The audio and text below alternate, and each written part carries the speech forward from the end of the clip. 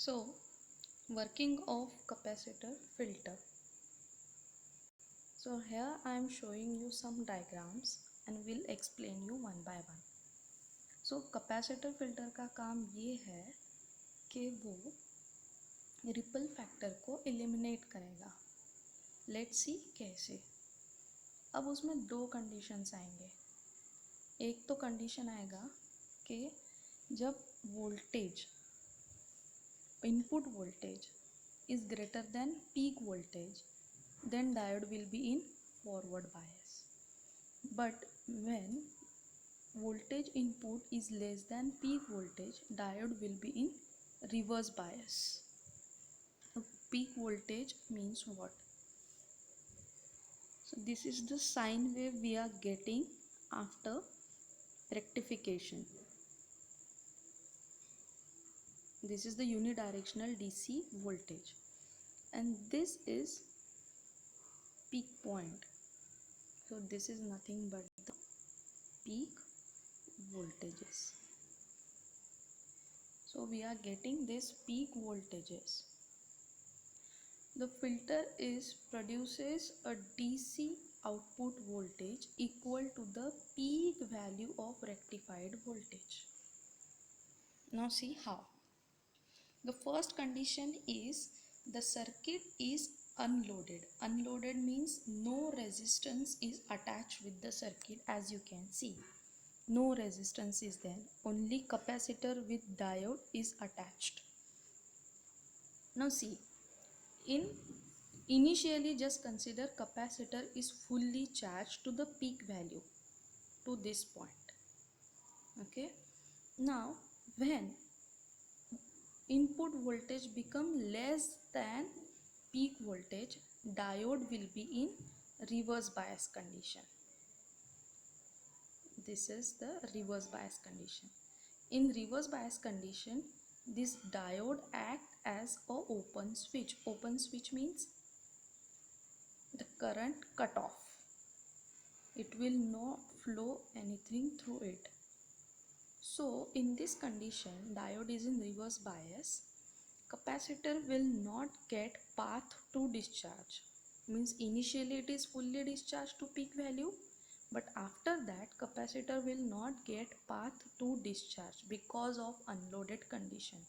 क्योंकि यहाँ पे अगर कोई रेजिस्टेंस ही नहीं है तो कैपेसिटर डिस्चार्ज कहाँ से होगा, उसको पाथ ही नहीं है. तो ये जो चार्ज कंडीशन पे है वो फुल्ली चार्ज कंडीशन पे ही रहेगा through out the situation. Means initially वो यहाँ पे है, लेकिन रिवर्स बायस में भी वो यहाँ पे होगा क्योंकि उसको डिस्चार्ज होने के लिए कोई पाथ ही नहीं है.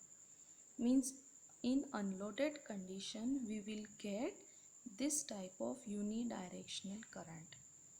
मीन्स रिपल निकल गए. समझ में आया. नाउ अब दूसरी कंडीशन कंसिडर करिए. दूसरे कंडीशन में क्या है? दूसरे कंडीशन में लोडेड है. ये जो कैपेसिटर फिल्टर का सर्किट है वो लोडेड है. लोडेड मीन्स उसके अक्रॉस हमने एक लोड रेजिस्टेंस लगाया है और उसके थ्रू हमें आउटपुट वोल्टेज मिलेगा. Got this?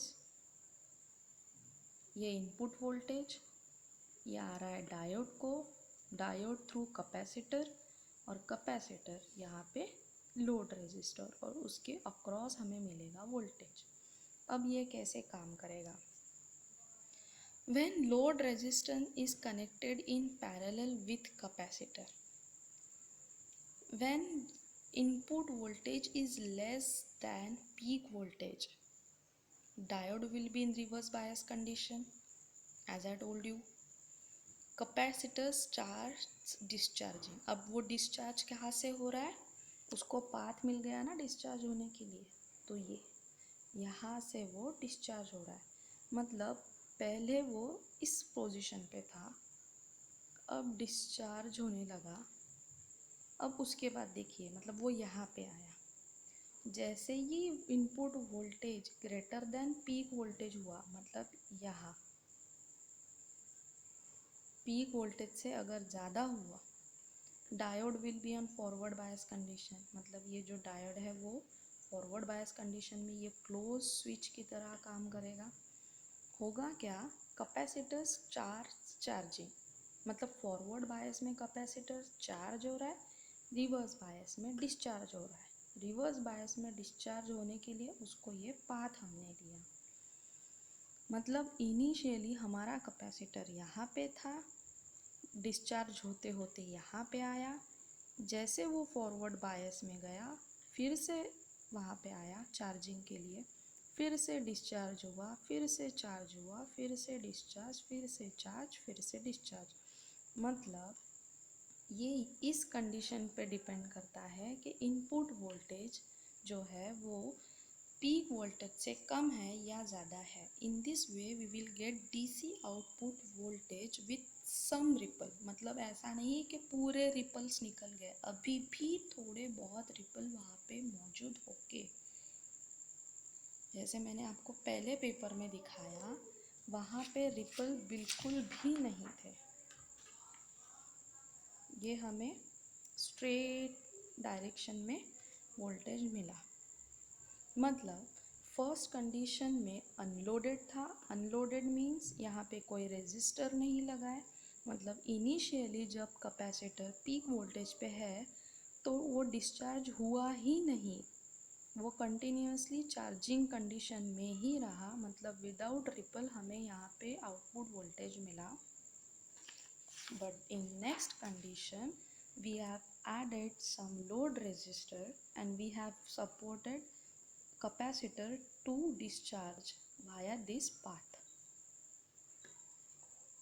Now this is the waveform जो हमने आपको पहले भी बताया था, जो अब भी मैंने इसी के साथ जो वीडियो दिया उस वीडियो में मैंने आपको सब वेवफॉर्म्स बताया था और ये भी बताया था कि डॉटेड लाइन क्या है, सॉलिड लाइन क्या है। अब आपको ये अच्छे से क्लियर हुआ होगा। Thank you.